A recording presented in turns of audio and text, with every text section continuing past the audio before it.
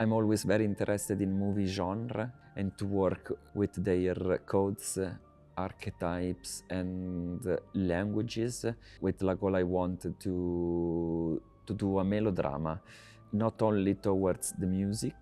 that of course is as melodramas develops in this crescendo, but also on the other two, let's say, dramaturgical level. So towards the food, towards the preparation of this meal that culminates in this very elaborate dessert, and on the other hand, about disease and illness, that of Rossana's mother, that culminates with this absolute complete dementia. I'm always very interested in this ambiguity of the images, ambiguity in general, and in the specific case, ambiguity of images that the viewer can't really understand both how they are generated, what they portray, what they are. The two characters are hyperrealistic mannequins that have been modeled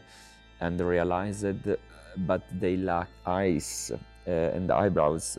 Those have been modeled, integrated in CGI, integrated onto the 35mm film and grain, and animated. So basically you have a very stiff, very iconic close-ups of the two characters watching some points outside of the screen while a voiceover reads the letters basically, and the only movement you have are just the blinking of the eyes, sometimes a reflex in the eyes, or a tears perhaps, something very minimal. So these create a very weird and ambiguous image that you can't, I think the viewer can't really understand if they are like real people, human beings, or puppets, or very strangely manipulated images. I work mostly with film and video, but I love to install them in spaces because both through the structure of them, often a looped structure, but also through the work on, any kind of element that an exhibition space allows you to use, which is the light, sound, space, like a body that can move around opposite to the movie theater where it sits, like I am right now. And everything this allows me to create a dramaturgy around the piece that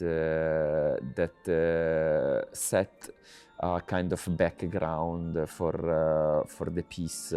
that I think it's very important for the experience an audience can have of the piece itself. There is also this